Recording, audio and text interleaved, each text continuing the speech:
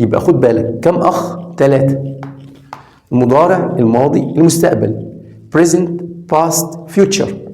وكل أخ فيهم أنجب كم ابن؟ 4 أبناء وسموهم نفس الأسماء. برضو الماضي قال لك أخويا مش أحسن مني، أخويا مش أحسن مني، أنا برضو نفس الأولاد دولت هسمي بأساميهم.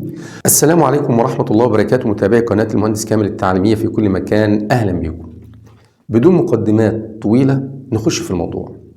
طالما أنت فتحت الفيديو ده يبقى أنت راجل مهتم بتعلم اللغة الإنجليزية، بالأخص أنت راجل مهتم بتعلم أزمنة اللغة الإنجليزية اللي ناس كتير بتعتقد إن هي عاملة عقدة للناس. أبدا والله، من أبسط الأشياء اللي ممكن تتعلمها في اللغة الإنجليزية. ومن حسن حظك إنك فتحت الفيديو، وأوعدك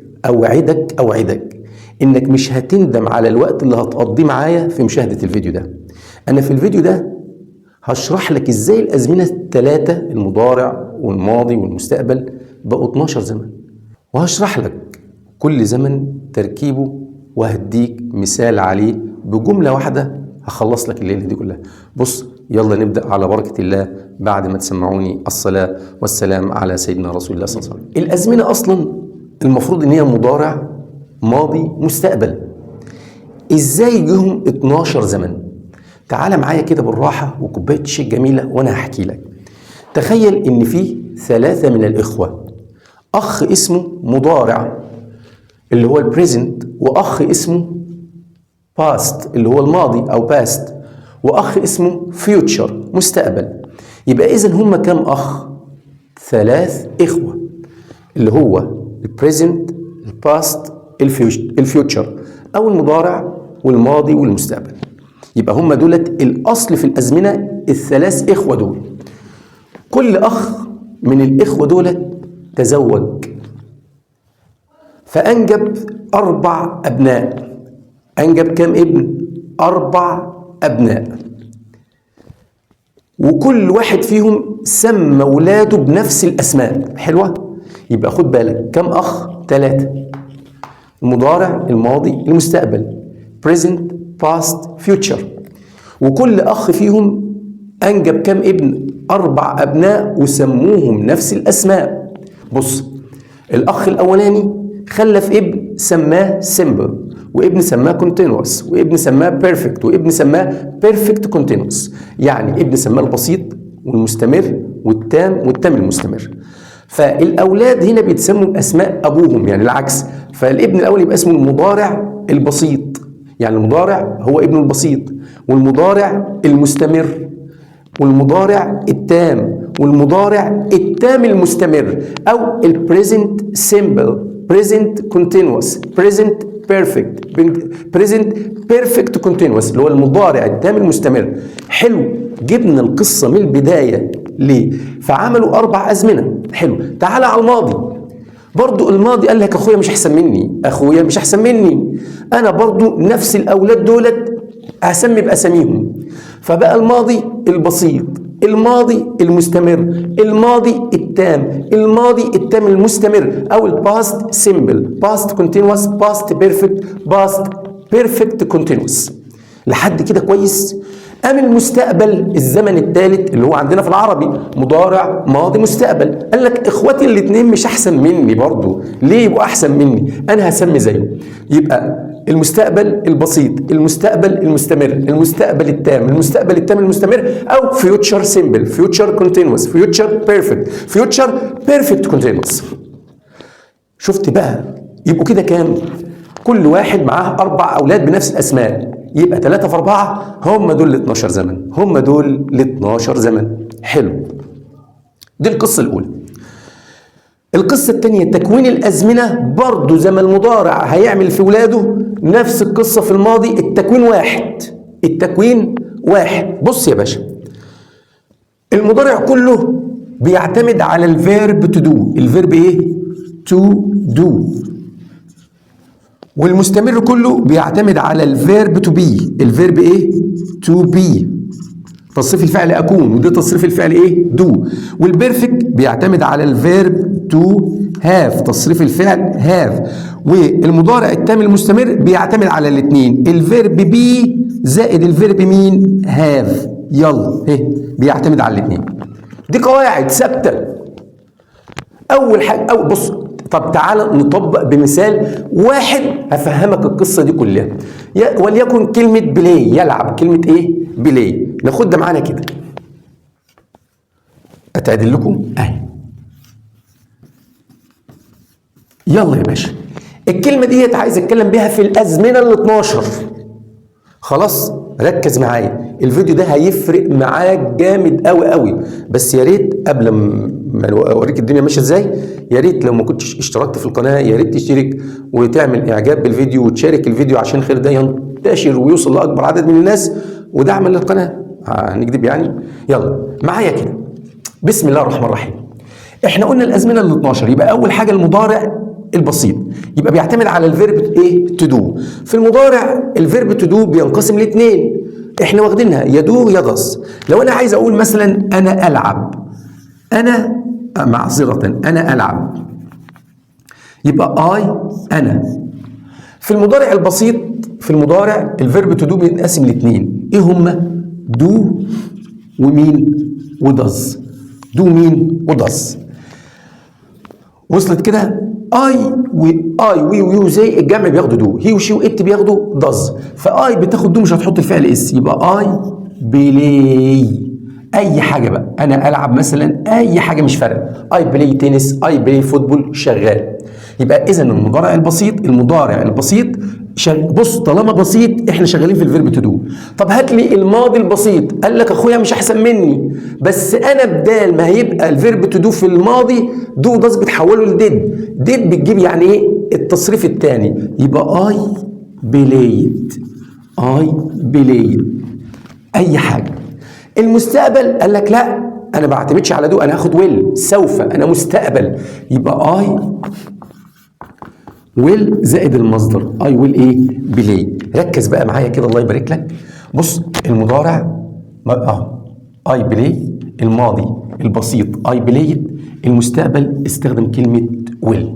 10 على 10. في اي مشكله؟ طيب عايز اتكلم في زمن المضارع باي كلمه تانية. ايت مثلا اقول له اي ايت، لو كانت هي ايتس. في الماضي اي ايت انا اكلت، لو اي ايت انا اكلت. في المستقبل انا سوف اكل، اي ويل ايت، يبقى ويل زائد المصدر. خلصنا.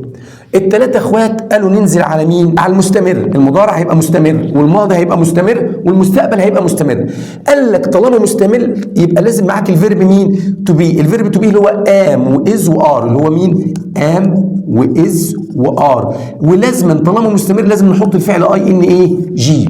اول ما تسمع اي واحد من الثلاثه سواء بريزنت كونتينوس او الباست او الفيوتشر لازما نحط للفعل اي ان جي. قال لك طب هيتكون ازاي؟ قال لك بص يا باشا، قال لك لو انا العب اي تاخد من ام واز وار في المضارع، اي تاخد مين؟ ام، ونحط الفعل اي ان جي، اي ام بلاينج. يبقى انت كده في المضارع المستمر.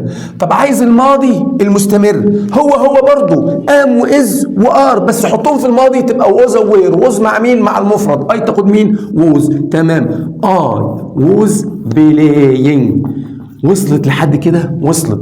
طيب في المستقبل، طيب ما لازم يبقى معايا بي ولازم اي ان جي. قال لك عادي شغال اي ويل، بس اللي هتحطها بتاع ده البي، لان ويل بتجيب المصدر بي دوت اللي هو الاصل من ام واز وار ووز وير، وحط الفعل اي ان جي، اي ويل بي ايه؟ بلاينج. يبقى ده اسمه مستقبل مستمر. هتلاحظ ان في المستقبل المستمر الازمنه المستمره كلها الفعل في اي ان ايه؟ جي مع الفيرب تو بي، اي ان جي مع الفيرب تو بي في الماضي، اي ان جي في المستقبل مع مصدر الفيرب تو بي. دي اساسيات، دي حطها في دماغك. يبقى بص عشان احنا خلاص قربنا نخلص. خدنا كام؟ خدنا 6. خلصت، قربنا نخلص. تاني، الثلاثه اخوات مضارع ماضي مستقبل، في الاعاده افاده. ما تملش، الفيديو بسيط ودمه خفيف بس هيظبط لك الدنيا كلها في دماغك. قلنا سيمبل، كونتينوس، بيرفكت كونتينوس، يعني بسيط، مستمر، تام مستمر، كلهم سموا ولادهم بالكلام ده. فانا عندي مضارع بسيط. مضارع بسيط يبقى انت بتتكلم في الفيرب تو دو. في المضارع البسيط دو هي وشي وات بنحط الفعل اس. اي ويوزي بيحطش اس. انا العب اي بلاي. في الماضي بتاع ديد بيجيب الفعل في الايه، في التصريف الثاني اي بلاي. المستقبل البسيط اللي هو اي ويل. خلصت. طيب المضارع المستمر، قلنا كلمة مستمر يبقى الفعل الأساسي اللي أنت هتستخدمه لازم يتحط له اي ان جي، وعشان يتحط له اي ان جي لازم يسبق بفيرب تو بي. الفيرب تو بي اللي هو ام واز وار في المضارع، وز ووير في الماضي. طيب في المضارع المستمر انا عايز اقول انا العب، يبقى نحط يا ام يا از ار. اي بتاخد ام يبقى اي ام وحط الفعل بلاينج. طيب الماضي من ام ووز في الماضي المستمر، اي ووز بلاينج برضه الفعل في اي ان جي وده الفيرب تو بي. في المستقبل عادي اي ويل، بس حط مصدر الفيرب تو بي اللي هو بي عشان يحط لي الفعل اي ان جي، يبقى اي ويل بي بلاينج. يبقى اذا دي الاساس عندي. ركز معايا اهو، اساسه تمام. طيب يلا نخش على المضارع التام. طالما المضارع تام اي حاجه فيها تام يبقى انت بتتكلم في الفيرب تو هاف اللي هو هاف وهاز في المضارع وهات في الماضي. هاف وهاز في المضارع وهات في الماضي. فانا لما اجي اتكلم هنا اقول له مثلا في المضارع التام يبقى اي تاخد هاف ولا هاز؟ اي هاف، وتحط الفعل في التصريف الثالث اي هاف بلايد. التصريف الثالث من بلايد. يبقى انت كده بتتكلم في مضارع تام، بتتكلم في المضارع التام. طيب عايز احطها في الماضي التام برضو هو الفيرب تو هاف بس في الماضي، يبقى بدل اي هاف اي هاد الله بلايد. اي هاد بلايد. طب عايز المستقبل التام برضو انت بتتكلم في الفيرب تو ايه؟ في الفيرب تو هاف، يبقى اي ويل هاف. اي ويل هاف بلايد برضو التصريف الثالث. خلصت؟ سهله. بص انت بتتكلم اي حاجه فيها تام يبقى انت شغال في الفيرب تو هاف، يبقى اي هاف والتصريف الثالث بلايد. في الماضي التام اي هاد الماضي من هاف بلايد. في المستقبل التام اي ويل، طالما المستقبل معانا ويل والمصدر من هاف اي ويل هاف دي ثابته، اي ويل هاف بلايد. انا هبعد كده واسيبك تشوف الدنيا، يعني تاخد لقطه للسبوره لو عايز تاخد لقطه، وجاي لكم تاني.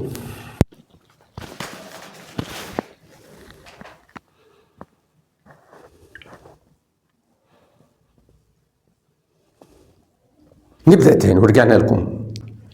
اللي أنا عايز أوصل لك معلومة. أنا برسم لك خريطة ذهنية، معذرة السيد، برسم لك خريطة ذهنية قوية هتفيدك.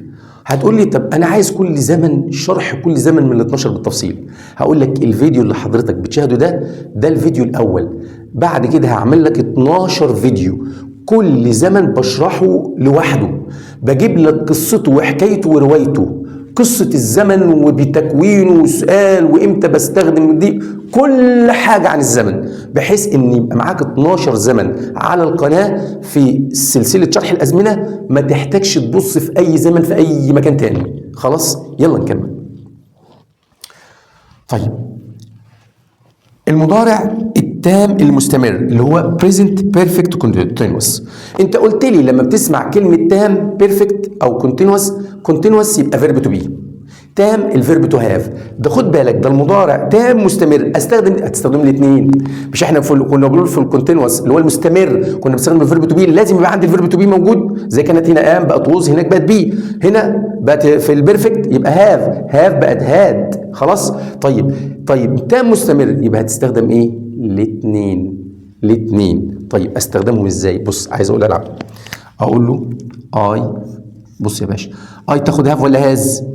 I have. والتصريف الثالث من الفيرب تو بي بقى يبقى بين. I have been ثابته معاك، وحط الفعل اي ان جي. I have been playing. خلص الكلام يا باشا، عشان انت اصلا شغال في تام مستمر. تام يبقى الفيرب تو هاف اهو، مستمر يبقى الفيرب تو بي اهو. التصريف الثالث من ام واز وار بي ام واز وار ووز وير بين اهو اللي هو اصله بي، اصله بي، وطبعا يحط الفعل اي ان ايه جي. طيب في الماضي هجيب الماضي من هاف، الماضي التام المستمر اي هاد بين بلاينج، برضه انت ما عملتش حاجه، انت جبت الماضي من مين؟ من هاف بقت هاد، وبرضه بين ثابته وحط الفعل اي ان جي. طيب المستقبل التام المستمر شغال، يبقى اي مستقبل لازم تحط لي ويل، هاف بين، ده كله ثابت، ادي مستقبل اهو. التام المصدر من هاف وهاز هاف اهو، المستمر لازم تستخدم الفيرب تو بي اهو زائد الفعل في اي ان جي بلاينج. بس يا باشا ايه رايك؟ ايه رايك؟ الفيديو ده بروزه، الفيديو ده انا شايف ان الفيديو ده خريطه ذهنيه لك، الفيديو ده احتفظ بيه، بس لازم أن تكون فاهم الخريطه الذهنيه دي، ان المضارع الماضي المستقبل 3 اخوات خلفوا، كل واحد خلف 4 اولاد سماهم نفس الاسم، لما بكمل كلمه بسيط يبقى في المضارع يبقى انا بستخدم الفيرب تو دو، مستمر بستخدم الفيرب تو بي زائد الفعل في اي ان جي، التام بستخدم الفيرب تو هاف زائد التصريف الثالث، التام المستمر بيرفكت كونتينوس يبقى تستخدم الفيرب تو بي والفيرب ايه تو هاف. اتمنى يكون الفيديو غير لك فكرك شويه وظبط لك الدنيا يعني، والسلام عليكم ورحمه الله وبركاته.